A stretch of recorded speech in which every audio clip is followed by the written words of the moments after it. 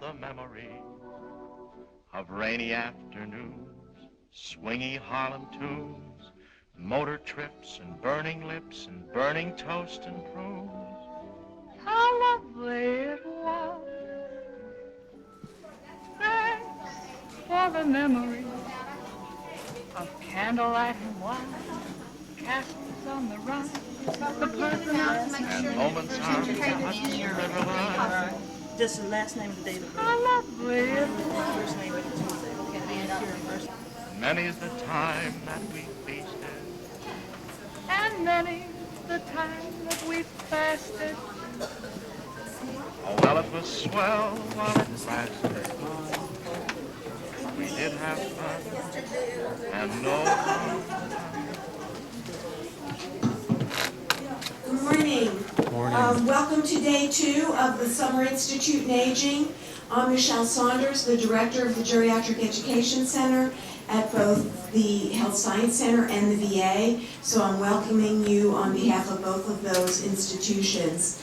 And Mark, how many years have we been doing the Summer Institute? Three decades. Yeah, about 3 decades we've been doing this. That's our Geriatric Education Center has been around 30 years. And I think our Summer Institute has just gotten better and better over the years. And for that, I'd like to thank, in fact, Mark Johnson, who was our IT man and scheduler for Summer Institute, and Joe, who coordinates all of our conferences, is a sociologist, and Barbara Giles in the back, who is our office manager, and most of you have communicated with her in one form or another in your registration efforts and so forth. And Marie Brindle in the back is our volunteer. Thank you so much, everyone, for all your hard work on this. We have a great planning committee every year, and they certainly do more than their share. To remind everyone who is not with the VA, behind this room, if you go outside the way you came in and walk around, there are the bathrooms. And Joe Zapata is going to tell you everything else that's important. All right, good morning, everyone. Good morning. Bright-eyed, huh? If not, there's some coffee in the back and donuts and sugar to wake you up a little bit. Till about 10. Till about 10. And I could thank, personally, Lucia Robles. Go ahead and raise your hand, Lucy. Come on. She's the one who provided donuts this morning. Thank you. Thank you. Woo. Are you coming tomorrow? I'll surprise you. That surprised me. All right. Okay, a couple of things paperwork-wise. First is the demographic profile. This is a front and back demographic information sheet. You only have to fill it once in your lifetime. You came yesterday, filled it out yesterday. You don't have to fill it out again. Is this your first day? Please fill it out. It would really help us out in obtaining grant monies to provide you affordable continuing education credits and seminars like this one to give to you, to the community. You'll learn a lot of things coming to our special events. So this is one way to help us out, is by completing the person profile. You can fill out as much information as you're comfortable with, and you can turn it in at the end of the conference at the back table. Another thing is the Summer Institute in Aging DVD and CD order form. If you would like a video of this or a copy of the PowerPoints and slides and a couple of photos, go and fill this out and return it at the end of the conference. Or we plan to stay the entire week, turn it in at the end of the week, and we'll get that sorted out. And another very important aspect is continuing education credits. I've got a couple of slides out here. These are the credits that I am issuing: social work, LPC, and a certificate of attendance, which lists those down there. Anything other than that, that's going to be VA issued. If you're part of the VA, you know what to do. You go on TMS, you do your thing. And if you're not part of the VA and you're trying to you're attempting to gain credits through the VA, you have to fill out a non-VA registration form, which is located in the back. It's a little tricky, but we'll get you through it. If you have any questions pertaining to that, I'll be looking around, and there's a lot of information in the back. Barbara can help you out. We really want you to get your credits as quickly and as painless as possible, and we will definitely walk you through that. And if you have any questions, I'll be here all day. And there's Ed Caldwell. If you're having issues with your CEUs that the VA issued, you contact him, and we can definitely give you his information and walk you through that aspect as well. Is there anything else I gotta cover? I think that's about it. Okay, well, with that, our first speaker is my boss. So please stand up and give her, never mind, this is, okay. Here is my immediate supervisor, the great Michele Saunders.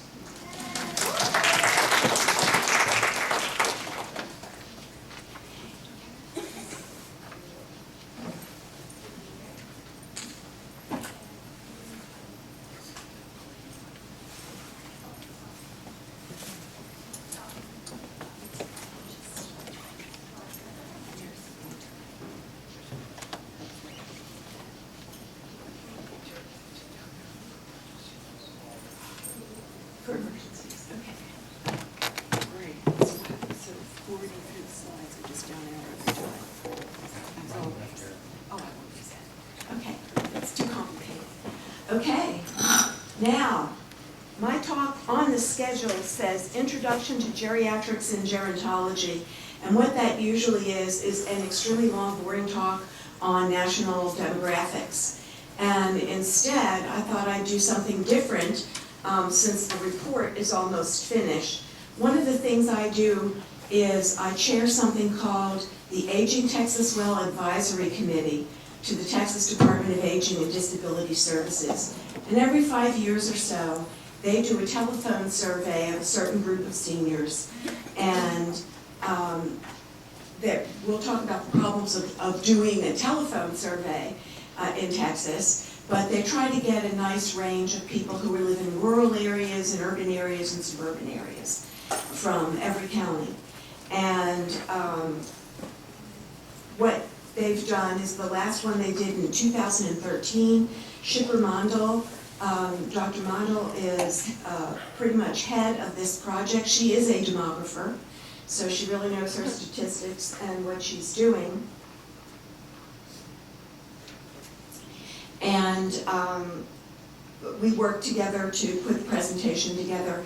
There is a state joint legislative committee on aging that has individuals on it from both the House and the Senate of both parties.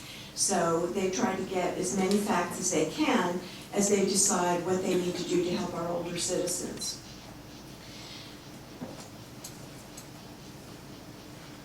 Sophia Loren has said there is a fountain of youth. It is your mind, your talents, the creativity you bring to your life and the lives of people you love.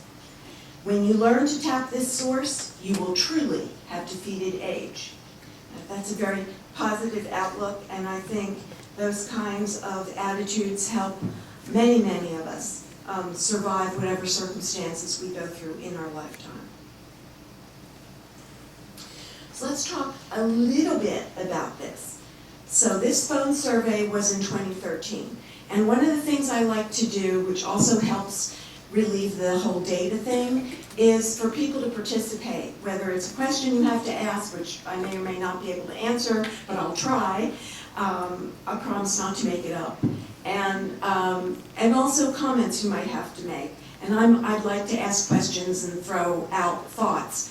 What might be, for example, some problems with doing phone surveys only?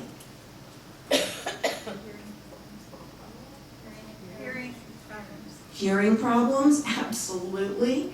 And you'll see when we list out, you'll see disorders that people say they have. You won't see hearing up there, but yet we know that there's a great number of seniors who have hearing, and you'll hear about that from other speakers. What else?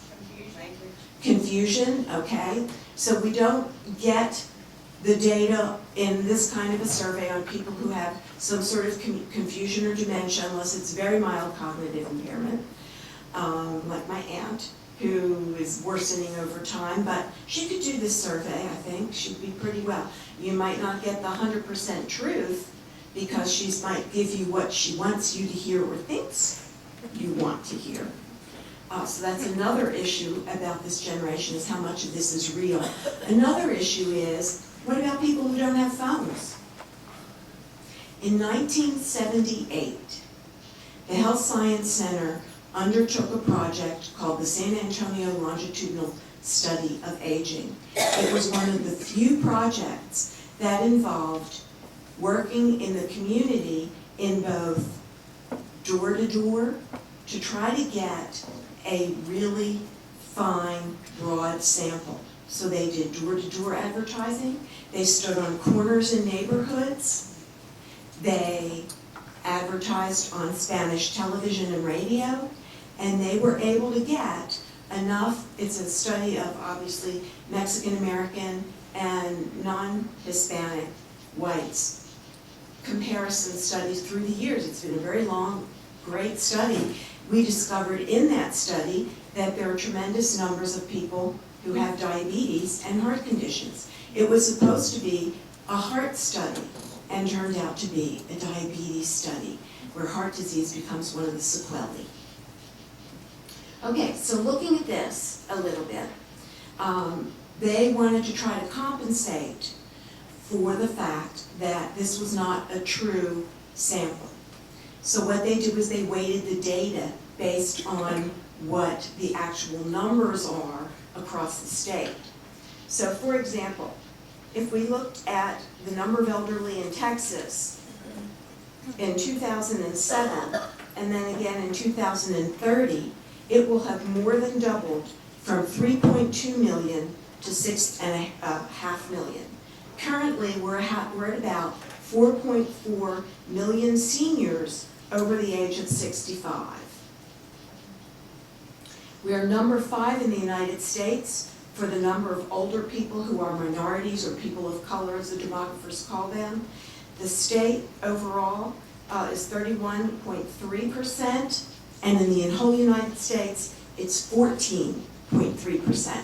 So we have a lot more minority elderly in our state than they do across the nation in terms of percentages. In fact, of all 50 states, we rank number 2 in our number of Hispanic elders. The state is 19.8% of our population over 65, and the United States is only 6.6%. So that's, I think those are interesting data to review. You can see here that the age group 65 to 74 in the survey had the most people in it, 42%. And they did start at age 60, whereas most of the US data starts at age 65. They want to be able to compare it across years, so they always start with age 60, which makes those of us over 60 feel really old. Okay. Demographic characteristics, gender and marital status.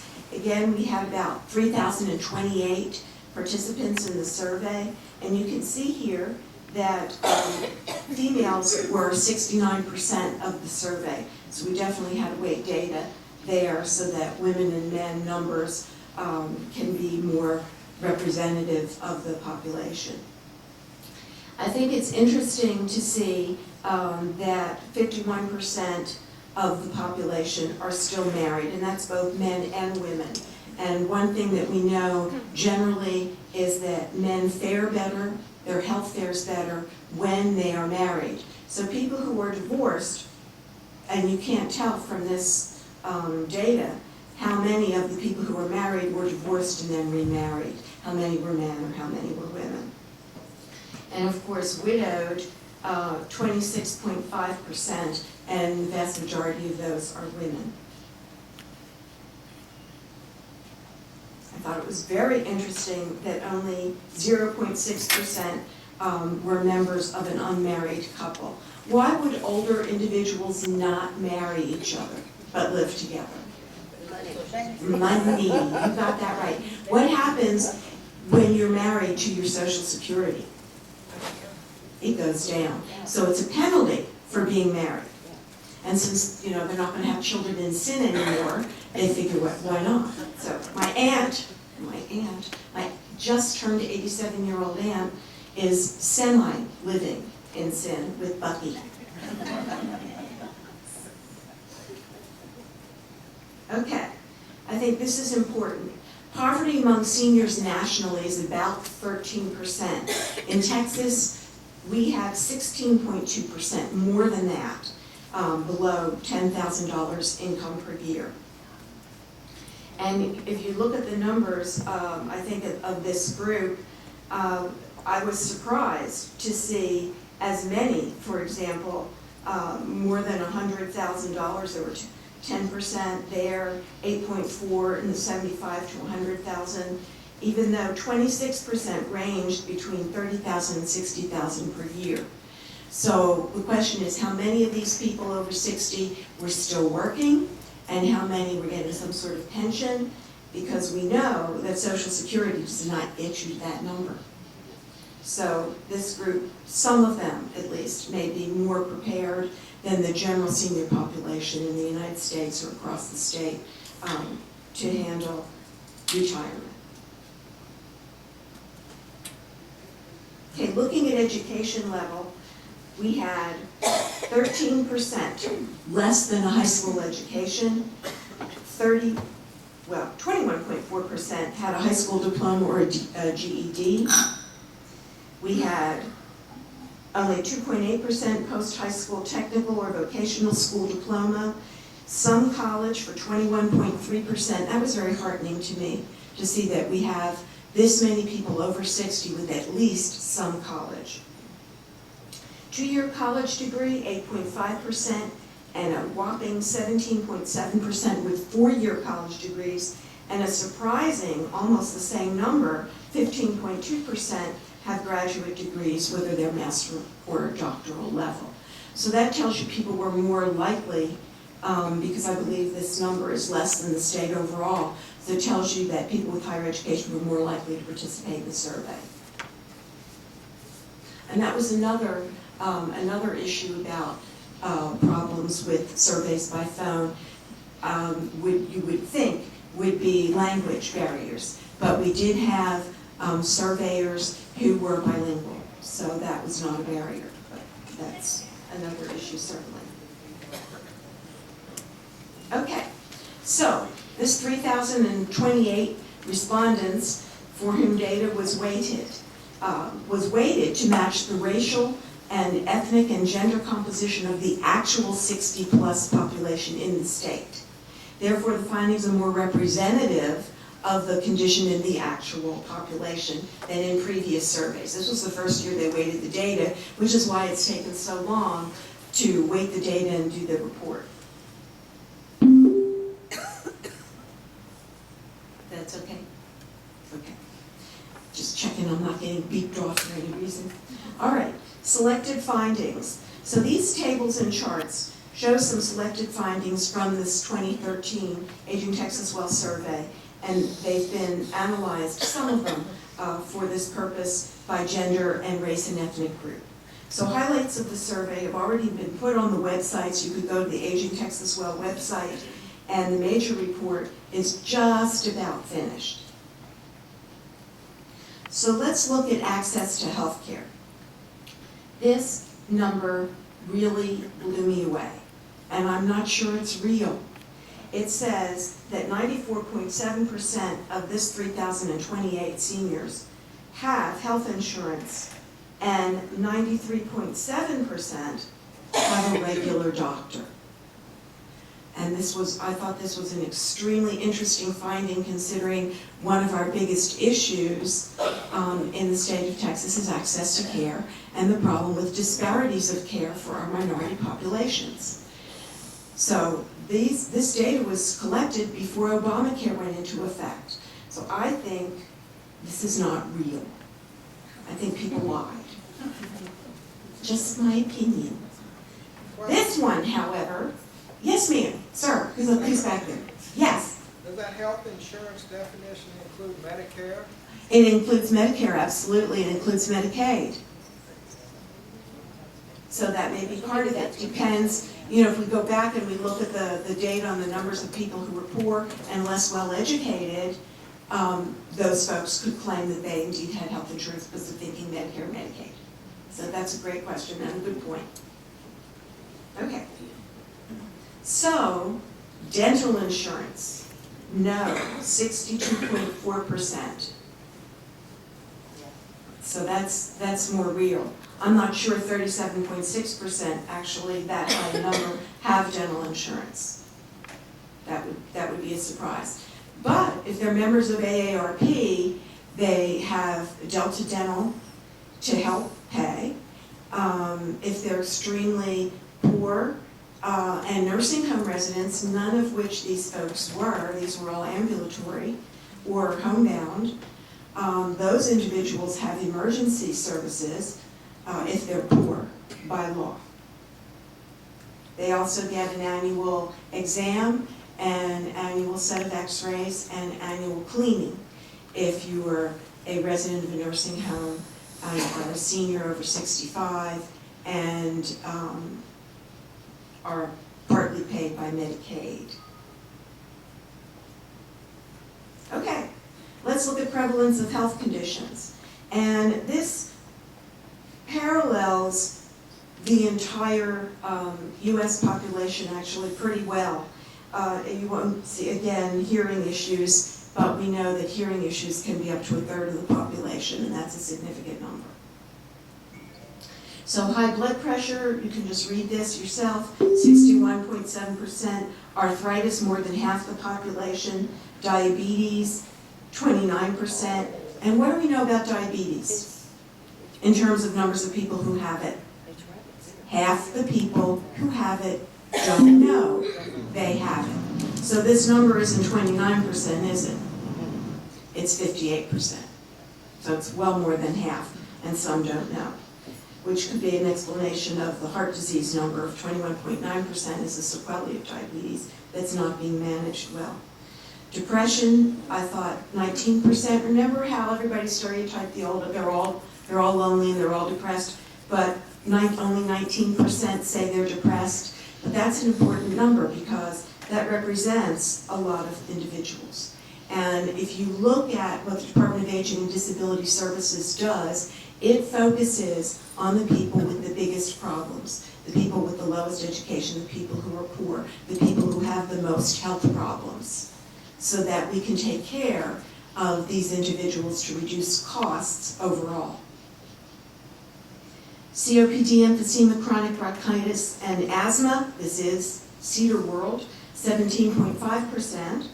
Macular degeneration, glaucoma, and cataract, 22%, that's about average in the US. Osteoporosis, or what older folks call brittle bones, 16.7%. I thought that number was low. Cancer, 15.3%. I thought that number was low. Anxiety or panic disorder, 12.3%. So there are some mental diagnoses in here that are important, because mental health is one of the issues that often gets ignored. Okay, arthritis by gender. While Texas older women clearly have significantly more arthritis than men, as you can see from the bars in this slide, 56.8% compared to 43.2%, older Texas men have significantly more heart disease than women, which is also a national issue, though more women are getting heart disease. Diabetes by race and ethnic status. Older Hispanic and Black Texans, as you can see by the middle bars, have significantly more diabetes than white or other racial or ethnic groups.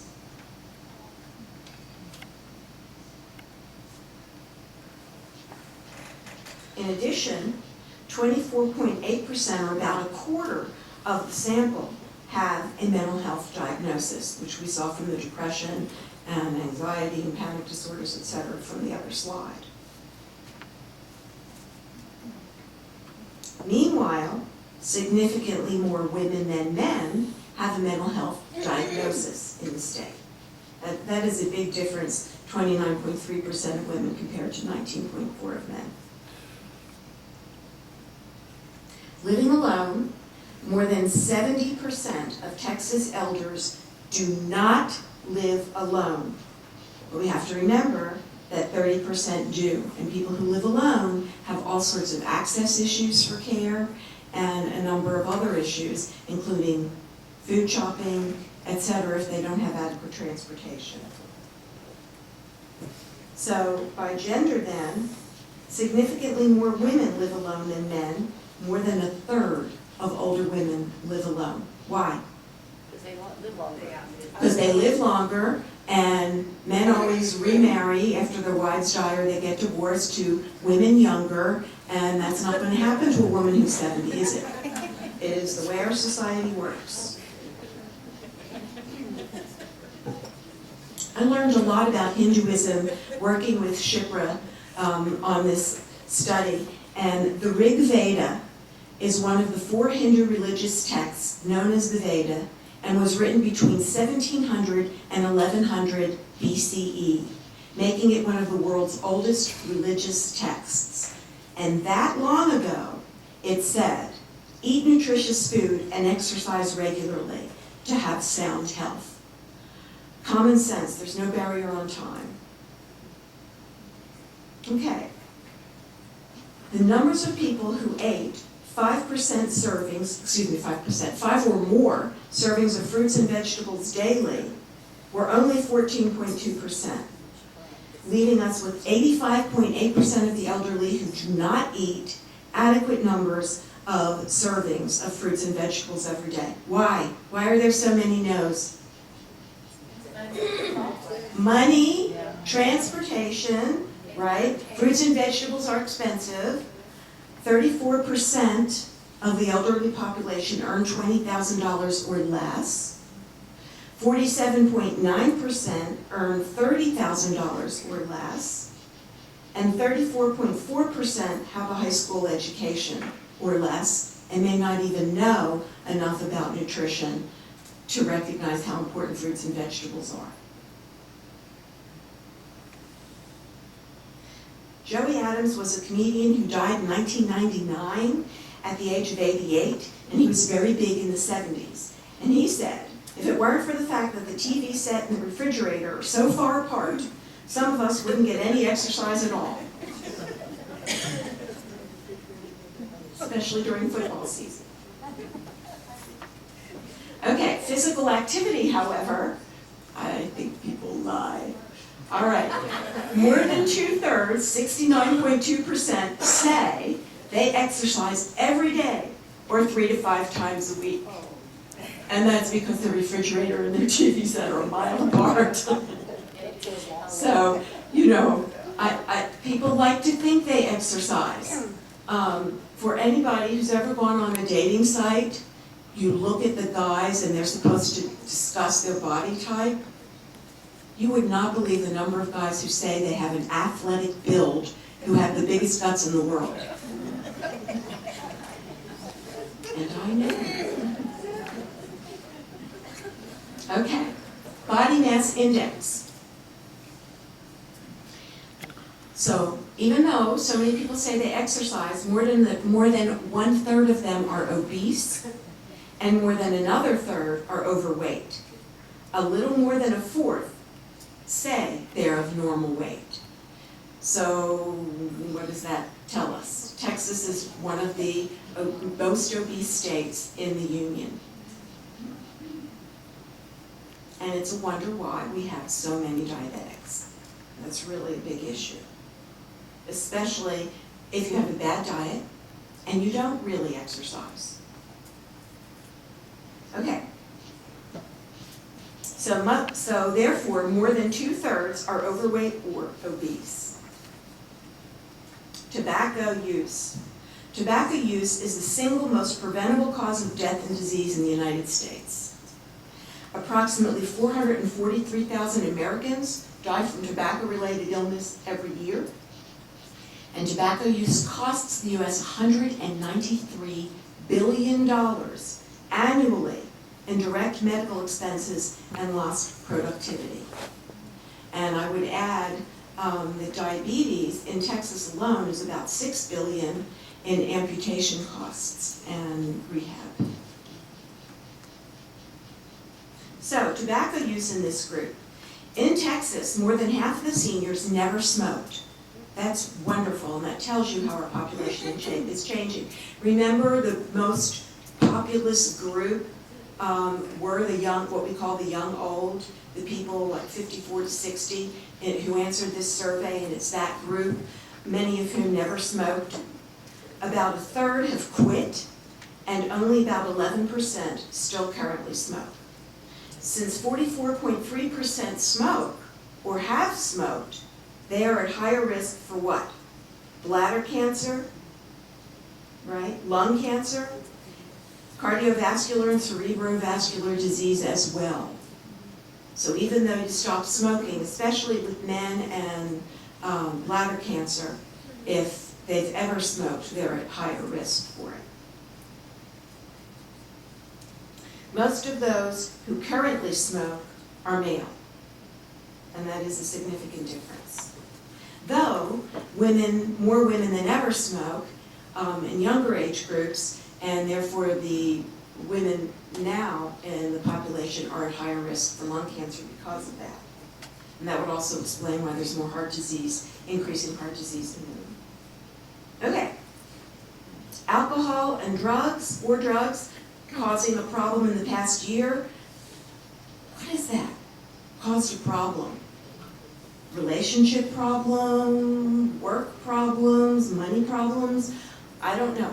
I don't know how this was asked by the surveyors, but I think it's a lie, because it says that only 0.3% report that alcohol or drugs caused problems in the past year. How many people are alcoholics in the population? 10% or more, right? So that's not going to be any less in the older group. So is it low reporting? Is it denial about alcohol and aging? If we have 10% of our population who are alcoholic, what percentage of our physicians are alcoholic? 10%, right? So they're going to be less likely to diagnose it in other people as well. Disability in older Americans. While disability among the oldest Americans, ages 85 and up, continued to decline, which is huge, between 2000 and 2008, why might they decline between 2000 and 2008? Disability in older Americans in the group that's growing the fastest? Could be why that number is growing the fastest. They're taking better care of themselves than they ever did before. And of course, the numbers who really have been disabled are dying. It's the ones who aren't who are living longer. Okay? Disability trends have held steady, regardless, among ages 65 to 84, and have increased for those approaching late life, before they reach late life, in the 50s to 64, 55 to 64 age group.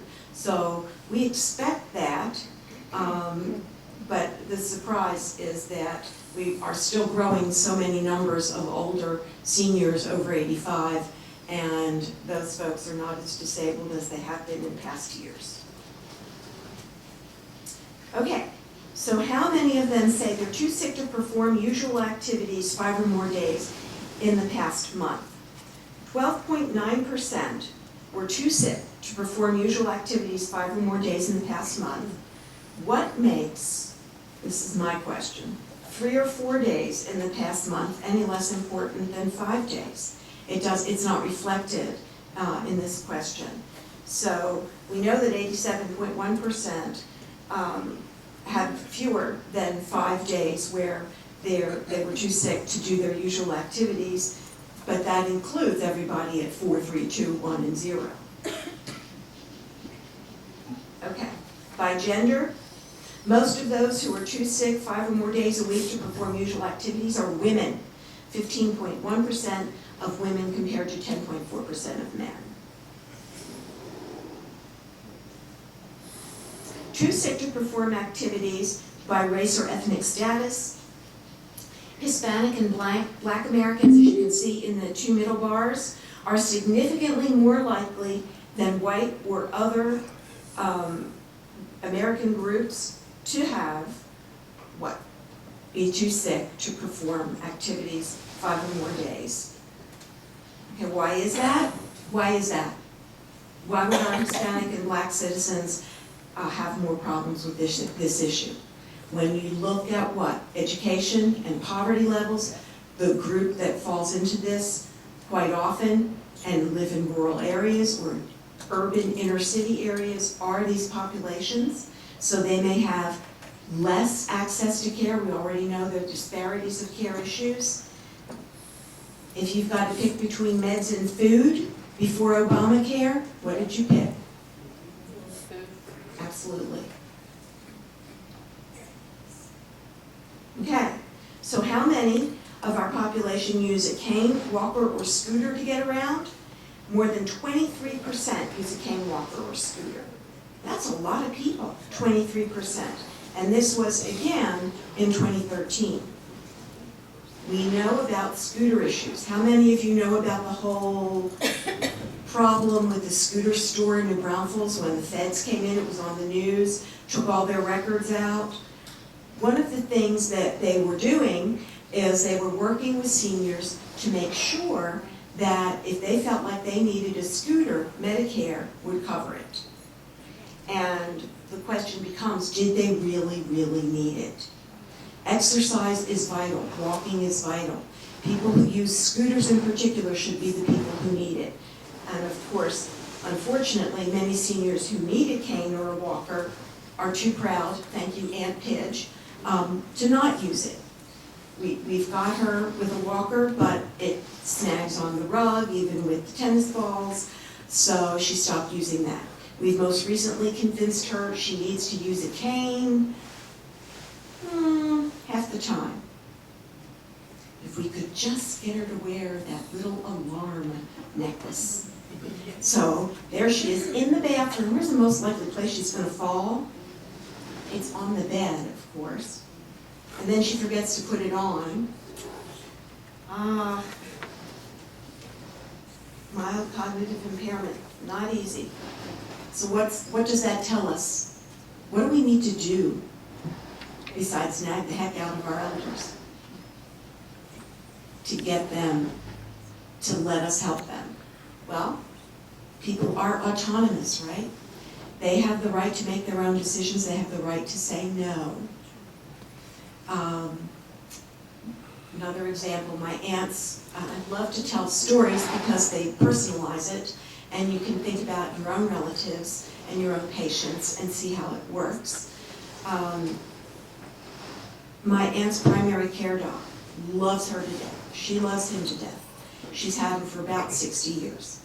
And he is very concerned about her and believes that she probably should not be living alone anymore. He'd like to see her in assisted living. So he got the Geriatric Education Center and the Center on Aging in New Jersey to do a big assessment on her. Just how demented is she? And they've decided that she really needs to be in assisted living. Well, my aunt's financial planner, who saved her financial patootie after my Uncle Leslie got Alzheimer's and made all the usual poor financial decisions while in his early stage of Alzheimer's and lost all of his retirement money, which was substantial. So she only had her teacher's retirement to live on, and her friends sort of saved that and kept her out of trouble with trying to pay off all bills. Says to me, Paige cannot go into an assisted living facility. She can't afford it. She doesn't make the $2,000 or $3,000 necessary. She makes enough teacher's retirement, she can't qualify for Medicaid even to put her there. So what was the point of all that screening and assessment, which basically says you shouldn't be here? What the point is it's a place to start to get cooperation from the elder person, him or herself, to do what needs to be done. In this case, it will be to accept having somebody come in 2 or 3 hours every day. That she can afford. So that's how I'm approaching it. And I just got a phone call late yesterday afternoon from the Center on Aging in New Jersey saying, okay, it's time to have the family meeting. And I'm thinking, oh, this will be very interesting. I'm going up there at the end of the week, so we'll see.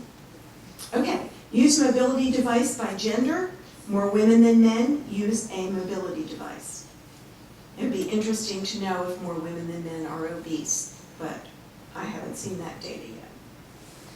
By race and ethnic status, while more than a third each of Black Americans and other non-white, non-Hispanic Americans use a mobility device, more than a fifth of white Americans and more than a fourth of Hispanic Americans use a mobility device.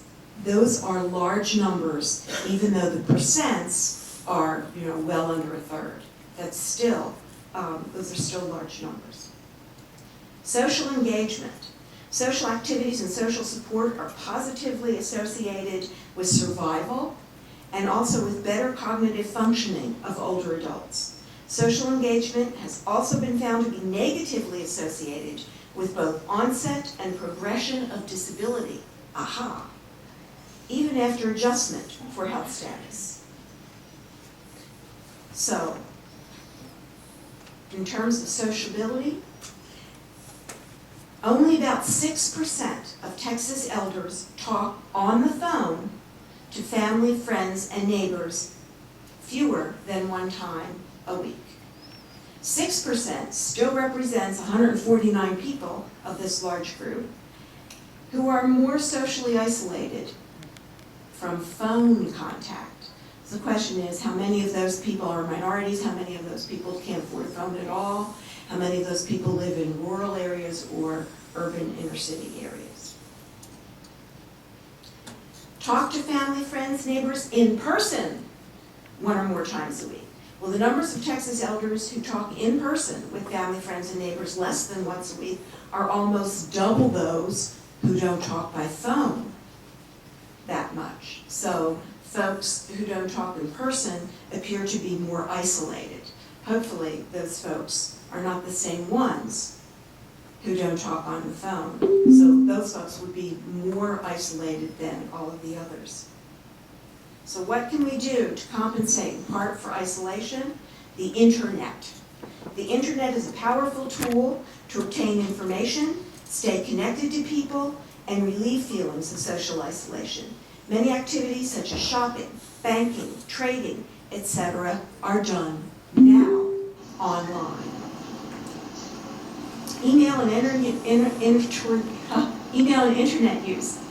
We've got another mic on, I think, in one of the sites. Would you mute your microphone, please, at the distance learning sites? Thank you. While 43.6% of elders use email and internet, that's a lot, 3 or more times a week. 56.4% use it once a week or less. So a lot do and a lot don't. But I still think if you use it once a month, it counts. Significantly more white Americans use email and internet 3 or more times a week than Hispanic, Black, or other race or ethnic group Americans. But they're still using it, and those are still large numbers. We just need to find ways to boost that, which is why so many of the senior centers now have training for seniors on how to use the internet and do email and so forth. And they cannot get enough computers. It is so popular to learn that way, where you actually have an instructor who's your age and you don't feel stupid because it takes you longer to learn something as you age. So, is loneliness a problem? It's no surprise that it's a problem for about the same percentage of elders as those who had less phone contact with family, friends, or neighbors. That's 6.7%.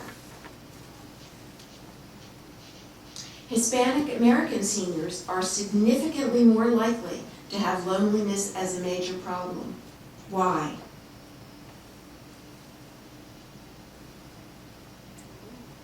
Can you think of some reasons? Family. They may not have family near them. They may be rural, right? What else? Well, they're also driven by family. Their culture is family. Exactly. So you would think loneliness would be less of a problem in this family. But they're more likely to have loneliness as a major problem. It may be health related. and access related. Volunteering in the community. Khalil Gibran, the poet and writer, said, "You give but little when you give of your possessions. It is when you give of yourself that you truly give." Little more than a third of elder Texans volunteer regularly. Why? Transportation, other mobility and health issues, right? They may want to, they may not be able to. Spirituality and religion act as therapy in believers, while regular attendance at religious gatherings build social support systems that help build strong social networks. So one answer is that more than 73.2% of our seniors participate in religious activities. That's a lot. So religious groups could help battle isolation in that group. We need other ideas for the 26.8% who do not participate in religious activities. That's some of what the Department of Aging and Disability Services tries to help with the services they provide. Significantly more women than men participate in religious activities. Black American elder Texans are much more likely than other race or ethnic groups to participate in religious activities. And that is a significant difference compared to the other groups. The other, actually we're ready to do this slide. Employment status, 23.9%, that's by adding the top three rows, of older Texans are employed either full or part-time or are looking or planning to look for work. The other 76.1%, the bottom three, have stopped looking for work or are retired and not working or do not have or want a paying job. So we know for a fact that 76.1% most likely are on a fixed income in our state. And what do we know about fixed incomes? Oh, how many? 5, thank you. That's because I'm not wearing my glasses. I'm one of those seniors who has to take off my glasses to read, but I can't see your faces at all without them. So I decided it would be better. I did a presentation where I could actually figure out what I was doing. Financial preparedness. 78.6% of Texas seniors report that they are very or somewhat financially prepared for retirement. 21.4% report they are somewhat or very unprepared for retirement. A little more than a fifth, but large numbers. I think it's even larger than that. My dad was trying to live on Social Security after he retired, and if he hadn't come to live with me, he wouldn't have been able to keep his house. But if you had asked him, he would have said, oh, I'm somewhat financially prepared for retirement because he's getting Social Security. White American and other non-white, non-Hispanic, or non-black elder Texans are significantly more likely to be financially prepared for retirement than black or Hispanic American elder Texans. Home ownership. Susie Orman, we all know who Susie is, says it is called the American dream. Owning a home is the keystone of wealth, both financial affluence and emotional security. While almost 86% of elderly Texans own a primary residence, about 14% do not. But that's still a large number, but it's a surprise that that many people own a residence. So issues of rent for less financially prepared elders could be an important issue here. Home ownership is most, that's 88.8%, among white American Texan elders. The remaining races and ethnic groups are relatively equal in home ownership at about 79 to 80%. And that's actually pretty high numbers. 94% are either somewhat or very satisfied with their ability to get around town or wherever they live, while only 6% are somewhat or very dissatisfied with their ability to get around town. That's still quite a lot of people. And we are not addressing the transportation needs of those people, especially people who are isolated. Today's drivers, 70 and older, are less likely to be involved in crashes than previous generations and are less likely to be killed or seriously injured if they do crash, according to the Insurance Institute for Highway Safety. Since 1997, the fatal crash rate of 70-plussers declined at a faster pace than those in the 35 to 54 age group. They're driving safer and much longer distances than ever before. And this is huge because we stereotype elderly as bad drivers, and that's a very small number of those elderly people. Okay, two minutes. Why? Exercise, right? Blood getting to the brain. If they're anywhere close to the numbers who say they're exercising, that aerobic activity will improve their reflexes, right? And things like the AARP's 55 Alive driving program also help improve driving skills. 71.8% of elderly Texans have not restricted their driving, and 28.2% have. This is a very difficult issue, as you know, especially given the previous slide showing there are fewer accidents and fatalities in the older age group, and don't you think they know it? They know. So just try and take that license away from those who really need to have it taken away. It is a terrible emotional trauma for a lot of people. Elder Texan males are much more likely to not limit their driving, and they don't ask for directions any more than the younger ones do. 15.6%, a large number of persons, of older Texans who provide regular or unpaid care for one or more others. The vast majority, 84.4%, do not. This addresses the issue that we have 15.6% who are elders as caregivers, whether it's of people their own age, their spouse, a relative, their grandchildren. That number is growing like crazy of seniors caring for their grandchildren. It's well into the hundreds of thousands now. Provides regular unpaid care by gender. Many more females than males do that. So issues of income, their own health, family stress, caregiver stress are all important issues that have to be addressed. Lastly, this is the last slide, Joe. Lastly, only 28.2% of these elderly Texans are aware of the programs and resources that are available to support them as they age. And the AAAs have, and mostly AAAs, have a number of these all over the state, and they're called Aging and Disability Resource Centers. They can help those who participate in senior center nutrition programs, and other avenues also could help get out the word. We need to collaborate more with houses of worship, Meals on Wheels, etc., to help educate seniors about the fact that there are lots of resources in our state, and certainly within the Department of Veterans Affairs, to help them, and the ADRCs work with the VA very closely. I appreciate your time and attendance, and enjoy the rest of your week.